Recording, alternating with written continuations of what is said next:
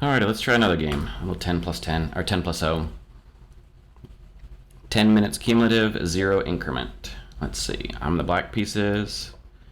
Ugh, I got my confirmation on again. Dadgummit. Alright, well. Okay, so I know this move. This is the... oh no, I don't remember it. Is it the Scotch game? Now we've transitioned into the 4 knights defense.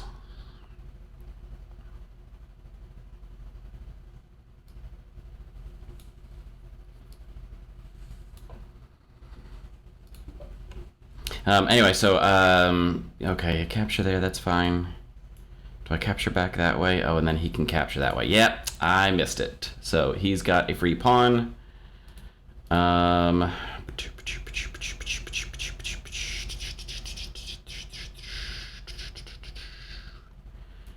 Where do I want this guy to go? So that's what I screwed up. So, you know, it happens sometimes. You make a mistake. What am I gonna do? Let's just go.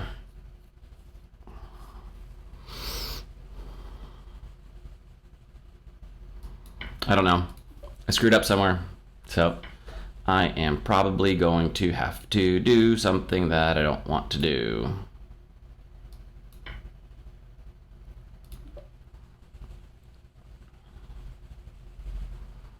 So I was able to get my pawn back. By the only defender of that pawn was that knight. So by making that swap, I was able to get this guy out here. He's attacking it. Here happens to be another undefended pawn, but I want to be careful because if I keep driving this guy forward, it could put me in an awkward situation because this is a very undefended piece. So now I'm getting greedy and taking another pawn, but I know that I can get him back. Not there, no, but I can go back here and still be okay. Is there anything else I want to do with this particular knight while I've got it out? No, I'm just going to stick it back here. I still need to do something about protecting it. Probably going to move this knight over here to protect that knight. Man, I am way underdeveloped, though. He's slicing through here. Oops, excuse me. He's slicing through here, which means I cannot castle. You cannot castle through. So I'm going to have to find a way to... I could go here. No, because then he's got that... Get my bishop out this way. You know, why don't I just go ahead and do this? It stops... It cuts off that bishop so I can castle here in a minute. It redefends this... Just making sure there's not any weird traps here. Okay, so now this guy's undefended again, but I can get him defended pretty quickly.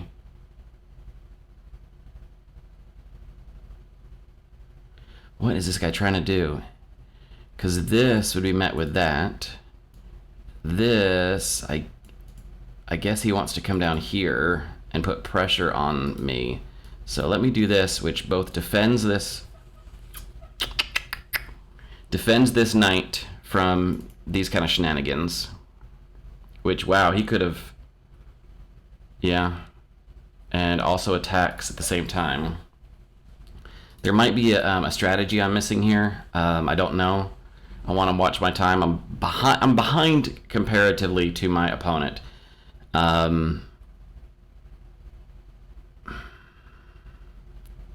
So he now has 2 attackers. I have 1 defender. I'm not too worried about it. Because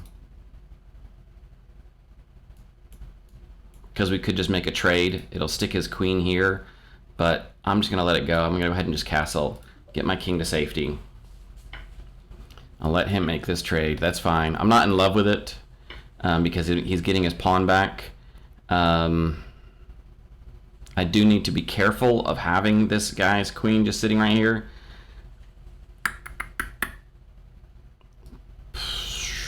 And my rooks are not connected, so I can't push this guy up because that would expose my rook to his queen.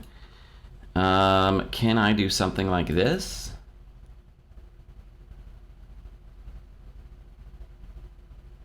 Now that's interesting. throw this check in. He has to move his king. He can't. Oh no, he can defend. He can block. Trying to disrupt his options for castling, which is fine.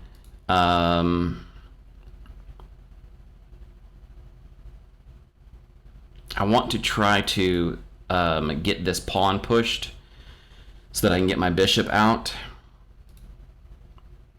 But I can't. Well, I can now, actually. Look at that. Push. No. It's still. He's still got 2, and I've only got 1. So 2 to 1 on that square. So is there a way that I could?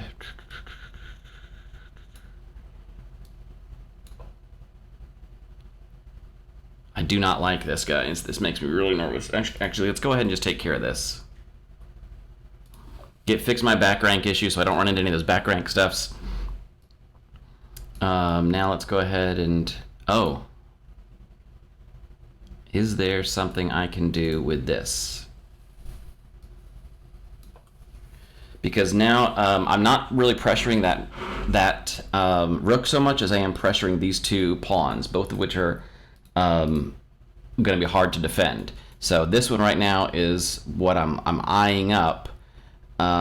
He could protect it by something like that. It really exposes my queen. I got to be really careful on something like that. But I'm looking to get a little bit greedy.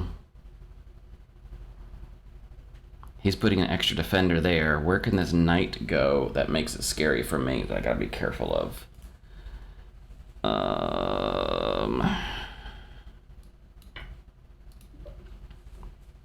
So I'll bank my pawn. This will let me get my queen back to over here, which is kind of where I want it to be.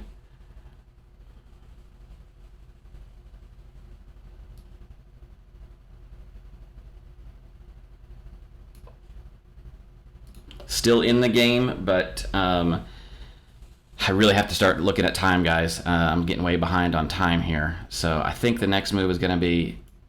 What was that for?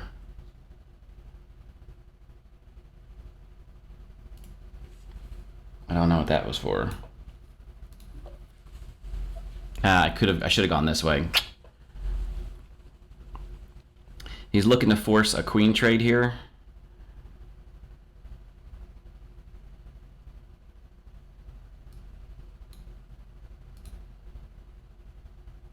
Is there a better way I could do this queen trade? Because I really don't want to put him there and protecting that pawn at the same time.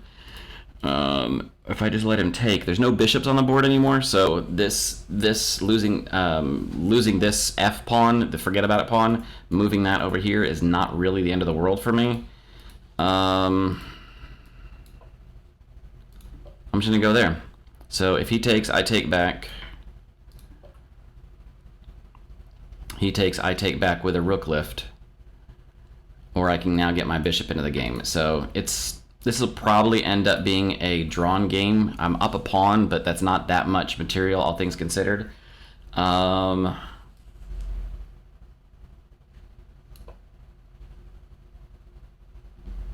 I don't want to do that. Let me just get this guy. I'll offer another trade here.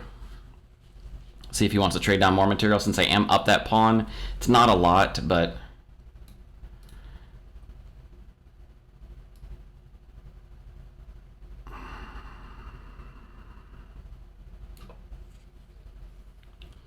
defend. Okay, so I don't want to do that. You see this? I would set myself up for a fork that I don't want to do. So we're not going to go there. That's fine. We can do that. He can push. No. All right.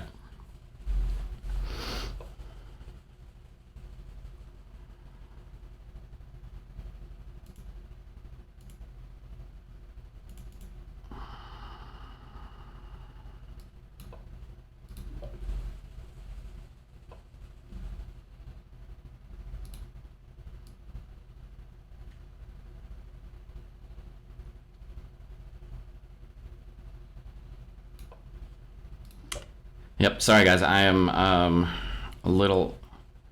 He's gonna push down, that's fine. I can just push past, and that guy's locked up. Do I want to make another trade here? Yeah, what the hell? We'll do it.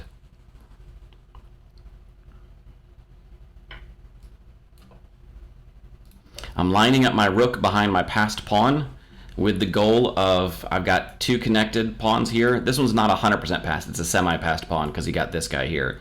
Oh, now I really got to start watching for these things like that.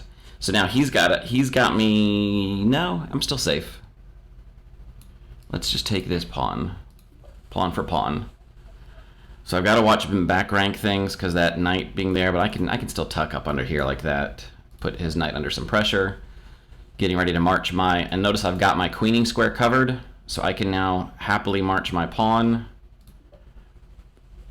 I can jump this guy up here to get it protected.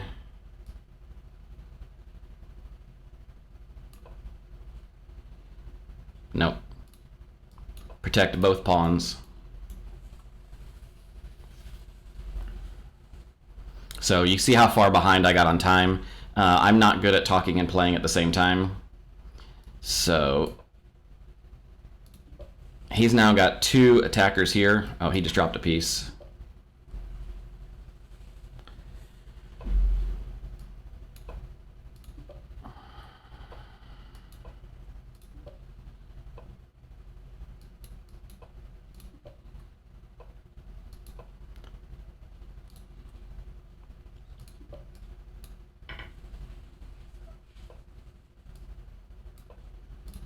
So now he's going for a stalemate. So I've got to cut him off. So now he can go here.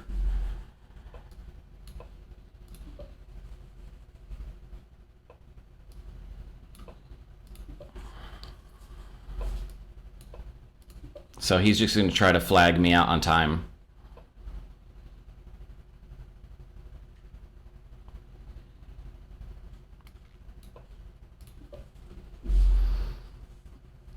Push him away from the defense of this pawn.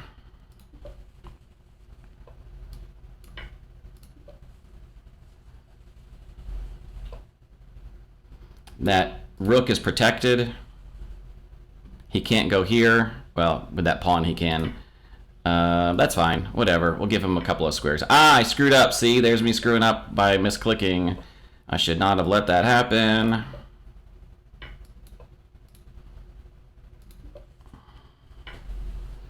And now we're cut off here, so I'm going to cut him off this way. So now he can't go this way. I need to drive him into the corner. That corner there is my light square. So I'm just going to keep driving him back into that corner.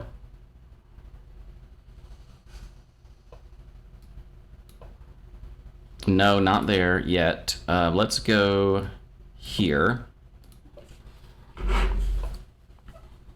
Now here.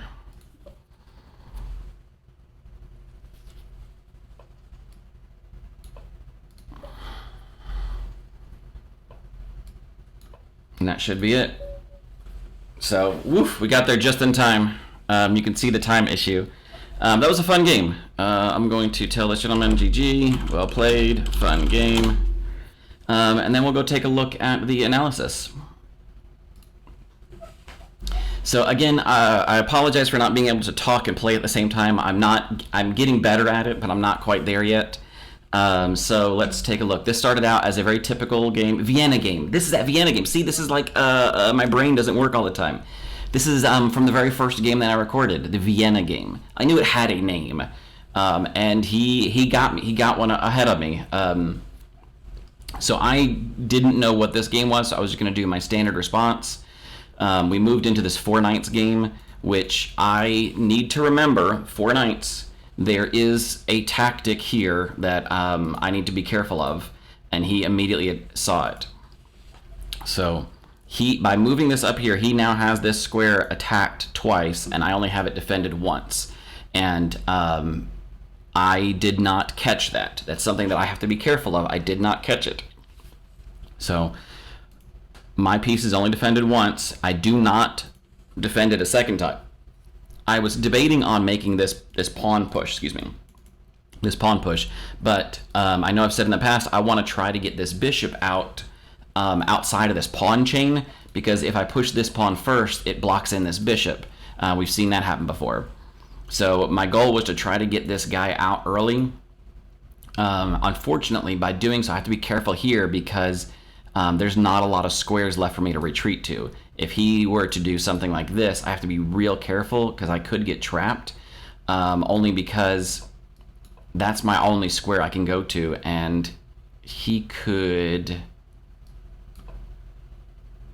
trap my bishop. So I have to be careful. So that's a line that I'm looking at. Again, I'm not an expert, guys. Don't think that I'm like, don't pretend that I'm some kind of expert or something, or I'm an end-all be-all, I know everything. I don't know this stuff. I'm guessing. It would probably make more sense for me to use the engine more, but the goal is for me to try to learn this stuff on my own, so that way I can get the concepts in my head, so I don't have to try to memorize things. So I move my bishop out. He now has 2 attackers. I have 1 defender. He wins material. Luckily, at this moment in time, I recognized that instead of trying to recapture, and I don't do like I did in that game against Jordan, where I recapture a pawn with a piece and I drop a piece. So right now, I'm down a pawn. I'm not happy about it, but I am down a pawn. Now, the next thing we can look at here, let me get rid of these so I can see. These are the variations. The game is great to remind you. So this pawn is defended by one piece only. If I eliminate the defender, of that piece, I can then get my claim my pawn back. This is now defended by 1, and it's attacked by 1. So this I'm not worried about yet. If he pushes it down, I can just take it one way or the other. So if I eliminate the defender, which by the way I eliminate that defender, it comes with check. So this is a forced variation. He now has to respond to that move. And since I have eliminated, if I have eliminated the defender of that, there is, even if he tries to defend it with something like this knight move back, which would defend that, but the knight's pinned. So he makes the correct move and captures back, but it does leave that exposed, so I take it. So now we're back even in material. He starts attacking my undefended piece, which is perfectly natural. He gets a move with an attack. That's a great move on his part. This pawn happens to end up now undefended. So like I said, I got greedy. I took it. I didn't see anything that he could do. This comes with an attack on that queen. I'm not fortunate enough to have a fork on anything. There's nothing valuable here that I can fork. Which would have been nice, but oh well. But I am attacking his queen, so he has to respond. And again, he responds with an attack. So I now have to figure out what to do with this knight. We're only even in material. I'm up 1 pawn, so this is not like some giant advantage that I can just throw away free pieces. So I move it back. It's still undefended at this moment in time, so I have to be really careful that my opponent doesn't come up with something to attack my undefended piece. This is a solid move. He gets his bishop out, and he gets it out with a bit of tempo. Now, it's not a direct attack on anything. You notice there's nothing along this line. But what it does is, one of the rules of castling is you cannot castle through check. So by castling, I would have to move this king over to here, and it passes through check. So I have to, if I want to castle kingside, which I still kind of want to do, to castle kingside, I have to do something about this bishop. Luckily, like I said, I found a way to do 2 things at once. Get my knight that's undefended back into a defensible position. Oh, I did it back. Get my knight into a defensible position, which this was a mistake because if you guys will notice, no, it's not a mistake. No, because I'm okay. I'm okay. Never mind. Either way, I was thinking of moving my knight back into this point, and probably during the live game, we could probably go back and check the recording. I probably said the same thing. Either one of these knights can go here, blocks the defense of blocks the spy of this bishop, and allows me to castle kingside. Now, knights can protect each other.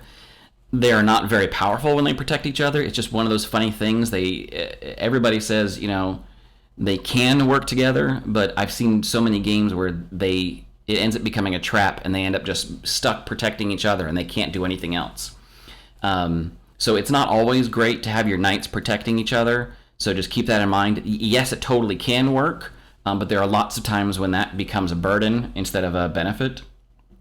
You'll notice in our database tells us that there were 6 games played in which the next move was d6, which blocks that pathway, but then it gives him here, which I can take back here, which leaves me still blocking. Okay, that's fine. So that's one way that game can go. Or there was 5 games played in which the way that I said I should have done it was played. I happen to play it this way. I'm the first person in the database to do so, and so this is a brand new game from here on out. Now, if we look at the principles of chess, this guy is fully developed.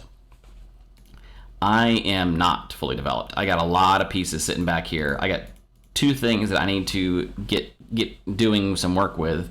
This guy is only protected by a piece in front of my king, so any pin up to that piece means that becomes unprotected. So yeah, I am not developed in a way that is that makes me happy, if we could say it that way. He goes ahead and takes. I take back with the queen. I probably could have taken back with the knight there, but this gives me an excuse to get my queen out and doing something. You notice we have transposed now into another existing game in which the opponent castled. This move here, I don't know what its intent was. It looks like he wanted to, now that I'm looking back on it, it's definitely spying this. So he has a discovered attack against my undefended knight. So yeah, so this bishop move was a good move. I can see the thought process. Probably would have done it a little differently. Maybe probably would have come here, so it was a double attack on that knight. Knowing that I can only get a single defense on it, probably would have been a little better. Let's go back and let's see what the engine says. This is a good one. Yeah, so the engine says we're dead even though I'm up a pawn, because it probably is giving the benefit of the doubt of the fact that white pieces are better developed and black pieces are a little cramped. So the engine, what the engine says is very little evaluation. He made this move here. No, he made that move, which you see is about a 1-point drop in evaluation, whereas something like that is a little bit of a drop. So either way, it's not the world's best move. The engine's still calculating, finding better lines. So either way, it probably wouldn't have been a best move because this knight has so many squares it can run away to. But that's kind of what I would have done, was something like that. Moving this out of the way and getting a double attack. All right, so moving on. This was, yeah, it unfortunately, by moving this pawn up, it causes some problems here for me. So yes, this pawn move did 2 things for me. Looking back on it now, though, as the game progressed, I don't know if I would have done that the same way. I might have looked at a way just to move my knight, you know, something like that, or even that, because that would cover, my knight would cover those squares. By moving, once you push a pawn, you cannot undo it. Pushing a pawn changes the game permanently. Now, why is that a big deal? Because if I were to push, once I move that pawn up, this pawn, if I were to move it up a square, right, to free my bishop, it's an unprotected pawn. I mean, in this case, it's protected by the queen, but it doesn't have any pawns propping it up. Same with this one. By moving, if I were to move this pawn, the only way that I could defend this pawn, well, this one's not so bad because he's got a friend. But you see, this pawn is much weaker now. It's what's called a backwards pawn.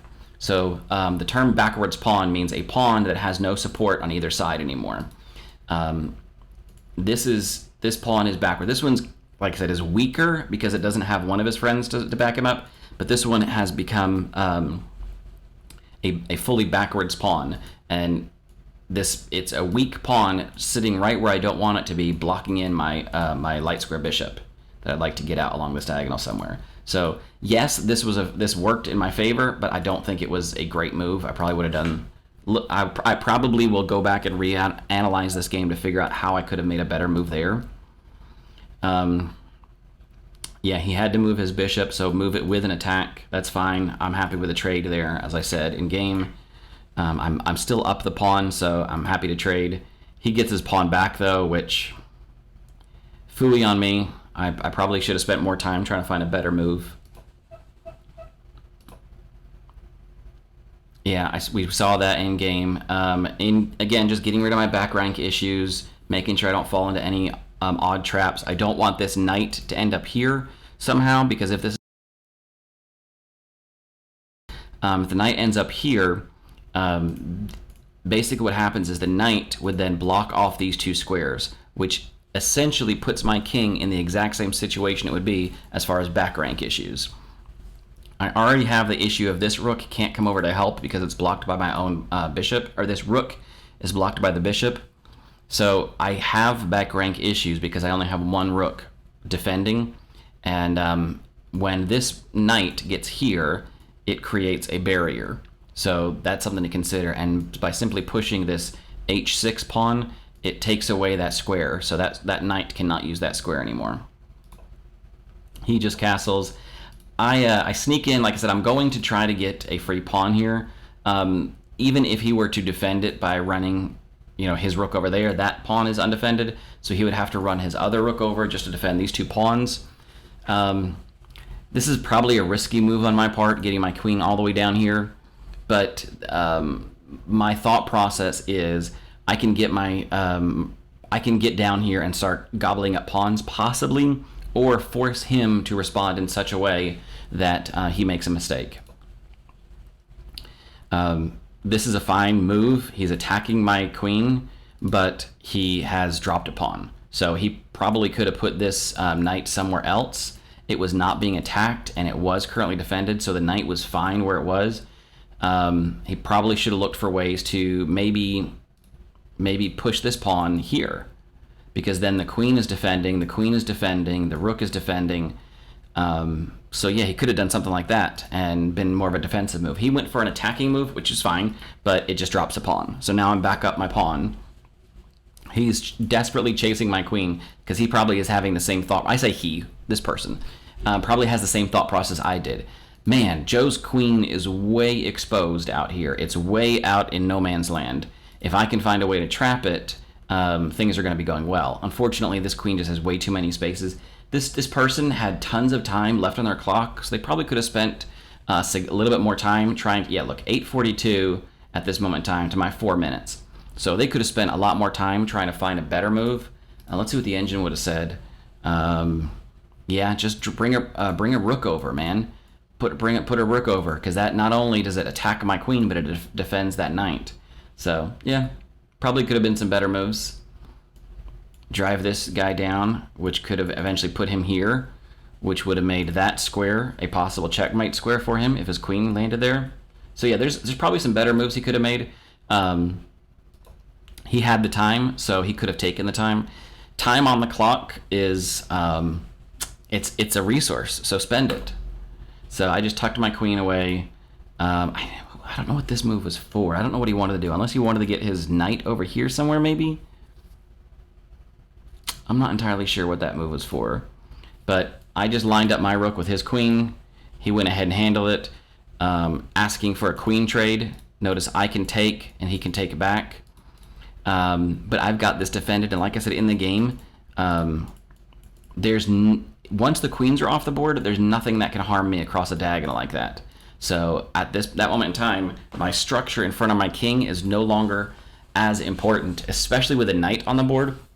Knights can jump, so a wall of pawns does not scare a knight nearly as much as it would a bishop. So having a wall or a fortress here for my king is not quite as important with just a knight sitting on the board.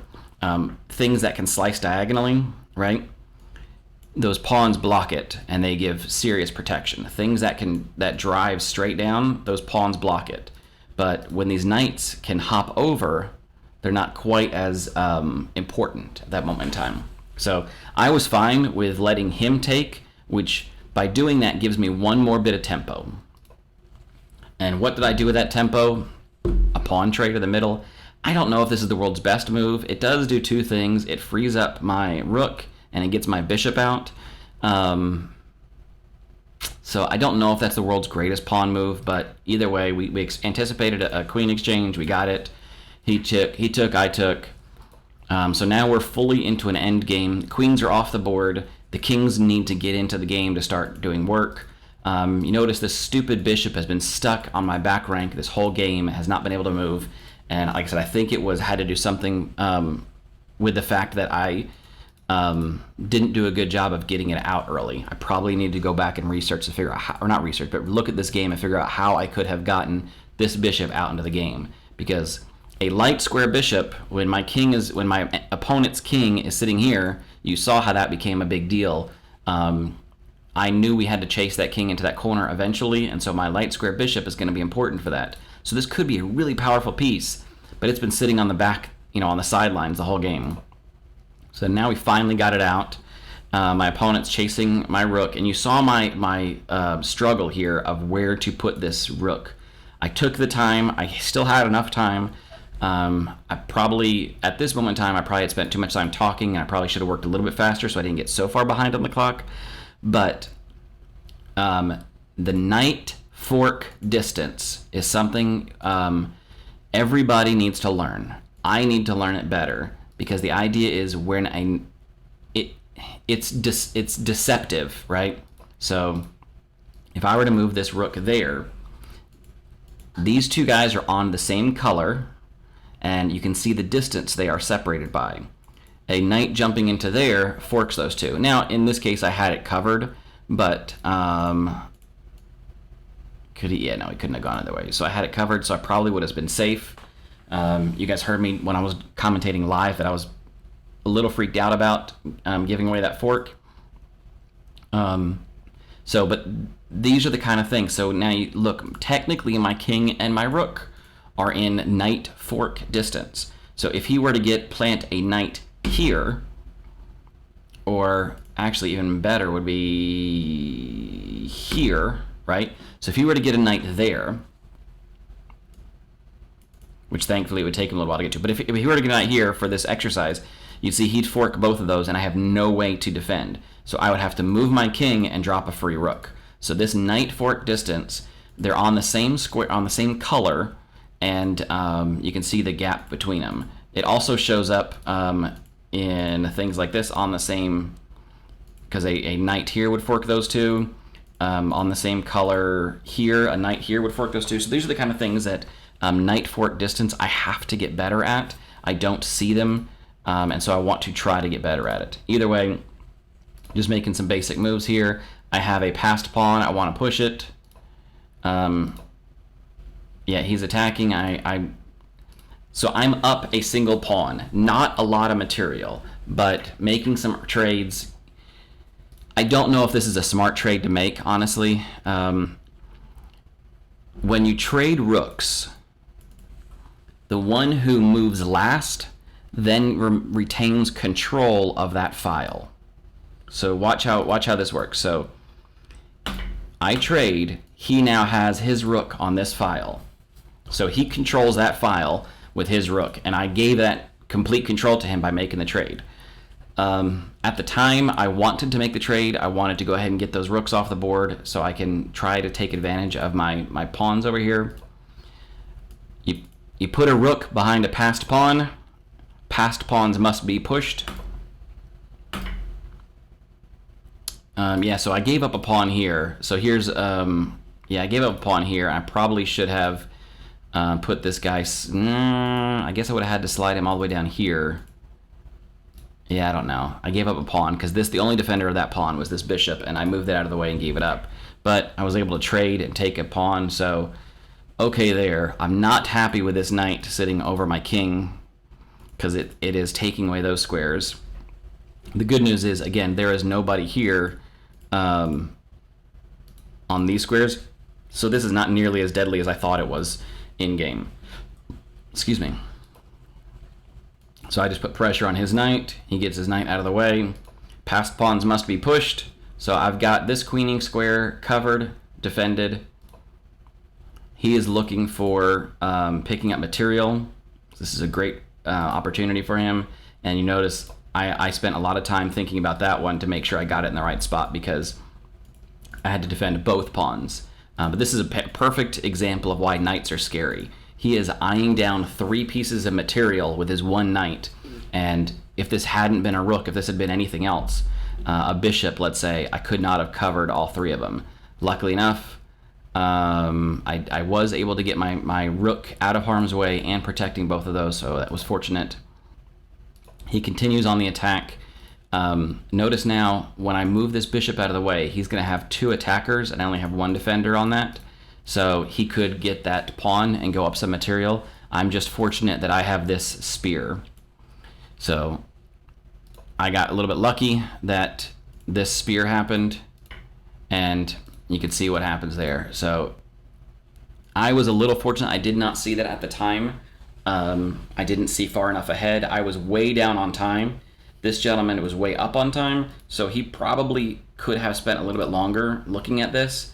You know, hey, if I move my rook here, where are some good places for this bishop to go? Because he's going to have to move it out of the way.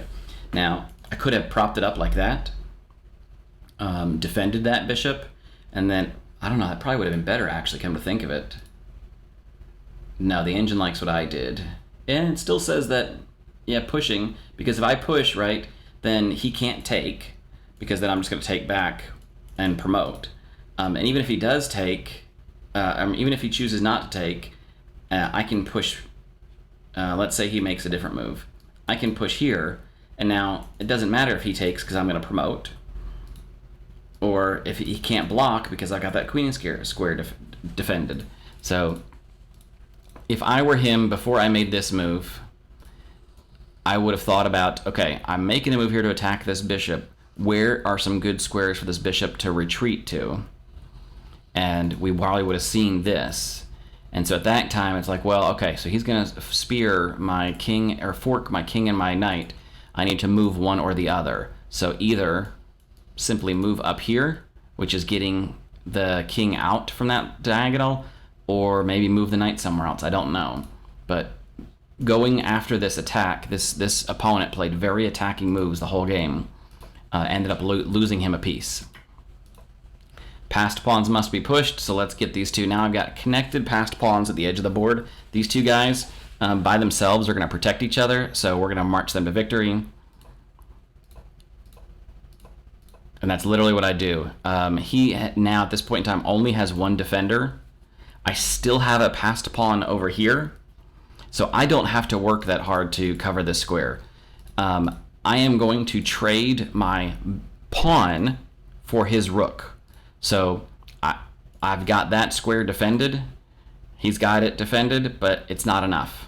I'm happy to trade my pawn for a rook. So at this point in the game, I have got tons of material to his none. Yes, I still make a mistake in this game. Material. Oh no, that was a different game. Huh? Oh yeah, right here. Yeah, right here. So this was a mistake of mine. I did not really want to take that. I should have thought about it a lot. You heard it in my voice that I was time scrambling. I am not good thinking on my feet. So doing this was a huge mistake. I should have just left it alone. Let him capture here. Because then I could have captured back and kept that defended. So that was stupid on my part, yeah. Leave this completely alone. Push my pawn. If he captures, I just capture back, and my rook is still defended. So that's what I should have done, but oh well. You make dumb mistakes sometimes, you know. Luckily, my mid-game play had set up my end game so that as I scramble on my end game and I make mistakes, I'm far enough ahead that I was able to pull this out. So this is a dumb mistake, but at this point in time, that's pretty much all she wrote. It doesn't matter what I do. I get my queen, let him scoop up. So now I've got a queen and a bishop. The thing that you have to worry about is stalemate. Again, I think we've talked about this. Stalemate is when the king has no valid moves left, and yet it's his turn to move. He's not in check, but it's his turn to move. He can only move to a position which causes him to basically lose the game. So therefore, you stalemate the game, and that becomes a draw.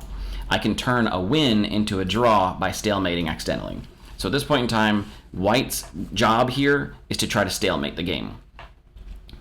I know that one of the ways to finish a game is to cut off the king, start making the board smaller and smaller so that he only has certain places he can go.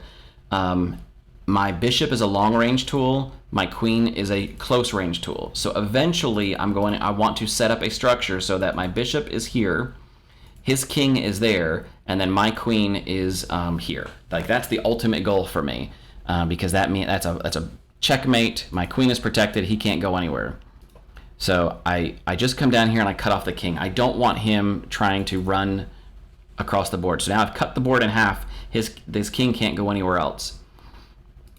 I can now cut the board much smaller now. So the only places that he can play now is here. And notice, kings cannot approach queens. So my queen here has got all of these squares also. The king cannot approach the queen either. So I'm safe. Just going to keep driving him into that corner. And at this moment in time, like I said, I'm super low on time. I was concerned that if I went here, okay, it still gives him an out. I didn't want to accidentally block myself off. He has to go, but yeah, so either way, I'm fine. Yeah, so the trick is I didn't want to accidentally put him in a position where we stalemate the game, so I gave him a little bit more wiggle room in order, and I probably shouldn't. I didn't even need to make this queen move. I just needed to get my bishop over here. Right? I'm not sure. I'm not sure exactly. I'll go back and study endgames, but the idea here is just cut the king off, so the king has no squares that he can run away and prolong the game. Just keep him contained. Now that he's on a light square, none of these squares he can go to. I can now get my bishop over here. He has to pick a square. Oops, he has to pick a square to go to. Oh, he did go that way. And now I've got this diagonal sliced off. I've just got to cut him off. And then you notice now I can move here. So the queen wants to be right up next to the king. That's how she wins. The queen is a melee attacker, and the bishop is a ranged attacker. And we were able to get the checkmate in time. Cutting it a little close on time. I would have liked to have had a little more time. My opponent ended up with way too much time, so he probably had plenty of time that he could have stopped and thought. Holy cow, this video is really long, guys. I'm sorry if I got a little rambly. Anyway, thanks so much. Bye.